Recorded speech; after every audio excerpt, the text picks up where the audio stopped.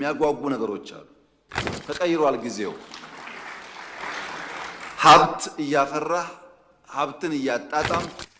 ሰላም ጤና ይስጥልን ክቡራትና ክቡራን፣ የሰዓቱን መረጃ ይዘን ቀርበናል። በቀዳሚነት ዋና ዋናዎቹን አስቀድም።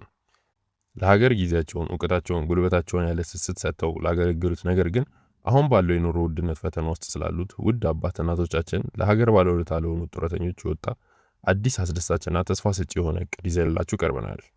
በአሁኑ ወቅት ኑሮ በከፍተኛ ሁኔታ በመጨመሩ ምክንያት ጡረተኞች አሁን ባለው የኑሮ ሁኔታ የሚያገኙት አነስተኛ ገቢ ህይወታቸውን መቋቋም ፈጽሞ የማይችሉበት ደረጃ ላይ ደርሰዋል። ለዚህ ነው መሰረታዊ የሆነ የጡረታ ጭማሪ ጥያቄ በረታው። ታዲያ የአስተዳደር ሲኒየር ማኔጅመንት ከስራ አመራር ቦርድ ጋር ባደረገው አስቸኳይ ስብሰባ የጡረተኞችን ፍትሃዊ ተጠቃሚነት ለማረጋገጥ አዲስ እቅድ ይፋ አድርጓል። ይህ እቅድ የጡረተኞች መሰረታዊ ጥያቄ ይፈታል ተብሏል። ለመሆኑ በቢሊዮኖች የሚቆጠረው የማህበራዊ ዋስትና አስተዳደር ትርፍና አዲሱ የ2019 እቅድ ምን ይዟል? ሙሉ ዝርዝሩን አሁን እንመለከታለን። የዛሬው ዋናው ትኩረታችን የእነዚህ ወገኖቻችን የኑሮ ሁኔታ ነው።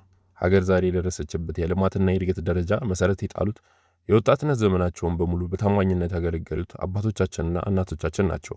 ነገር ግን አሁን ባለው የገበያ ሁኔታ በየቀኑ የሚጨምረው የቤት ኪራይ፣ ሸቀጣሸቀጥና የሕክምና ወጪ የጡረታ ገበያቸውን ሙሉ በሙሉ አሳጥቶታል። አሁን ባለው የኑሮ ሁኔታ የጡረታ ጭማሪ ማድረግ ምርጫ ሳይሆን የህልውና ጉዳይ ነው። የጡረተኞች መሰረታዊና አንገብጋቢ ጥያቄም ከወቅቱ የገበያ ግሽበት ጋር የሚመጣጠን የጡረታ ጭማሪ ይደረግልን የሚል ነው። ይህንን መሰረታዊ ጥያቄ ለመመለስና የጡረተኞችን ፍትሃዊ ተጠቃሚነት በዘላቂነት ለማረጋገጥ የግል ድርጅት ሰራተኞች ማህበር ዋስትና አስተዳደር የስትራቴጂክ እቅድ ግምገማ አካሂዷል። የአስተዳደሩ ሲኒየር ማኔጅመንት ከስራ አመራር ቦርድ ጋር የ2018 በጀት ዓመት የእቅድ አፈጻጸም ግምገማ እንዲሁም የ5 ዓመት ስትራቴጂካዊ እቅድና የ2019 በጀት ዓመት እቅድ ላይ ሰፊ ውይይት አድርጓል። በዚህ የጋራ መድረክ ላይ የአስተዳደሩ ስራ አመራር ቦርድ ሰብሳቢ አቶ ተክለወልድ አጥናፉ እንደገለጹት በአሁኑ ወቅት አስተዳደሩ በበጀት ዓመቱ ለመስራት ካቀዳቸው ተግባራት መካከል የድርጅትና የሰራተኛ ምዝገባ፣ የጡረታ መዋጮ ገቢ ስብሰባ እንዲሁም የህግ ማስከበር አፈጻጸሞችን በከፍተኛ መሻሻል አሳይቷል ብለዋል። በቀረበው ይፋዊ ሪፖርት መሰረት በ2018 በጀት ዓመት 54.8 ቢሊዮን ብር የጡረታ መዋጮ ገቢ መሰብሰብ ተችሏል። በተጨማሪም ካለው ኢንቨስትመንት 23.5 ቢሊዮን ብር የኢንቨስትመንት ትርፍ መገኘት መቻሉም እንዲሁ ታውቋል። በበጀት ዓመቱ 35610 ድርጅቶችና 272183 ሰራተኞችን በህጋዊ መንገድ መመዝገብ ተችሏል።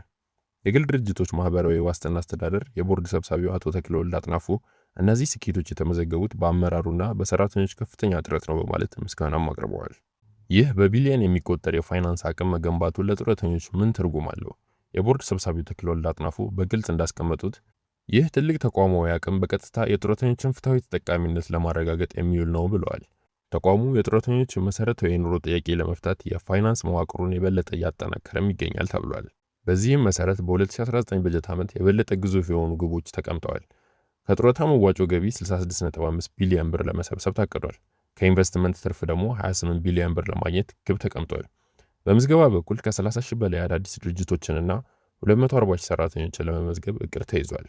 የቦርድ ሰብሳቢው የታዩት ጥንካሬዎችን የበለጠ በማስቀጠል በ2019 በጀት ዓመት በምዝገባ በህግ አስገዳጅነትና በጡረታ መዋጮ ገቢ አሰባሰብ ዙሪያ የበለጠና በተሻለ ሁኔታ መሰራት እንዳለበት አቅጣጫ ሰጥተዋል። በመድረኩ ማጠቃለያ ላይ በቀረቡት ሪፖርቶችና በ5 ዓመቱ ስትራቴጂክ እቅዶች ዙሪያ ከስራ አመራር ቦርድ አባላት ጠንከር ያሉ ጥያቄዎችና አስተያየቶች ቀርበዋል።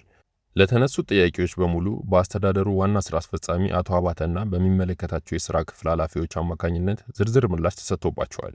አስተዳደሩ የጡረተኞችን መሰረታዊ ጥያቄ ለመመለስ የህግ ማስከበርና የህግ አስገዳጅነት ስራዎችን በድርጅቶች ላይ አጥብቆ እንደሚቀጥልና የገቢ አቅሙን በማሳደግ የጡረተኞችን ህይወት ለመደገፍ በትጋት እንደሚሰራም አስታውቋል።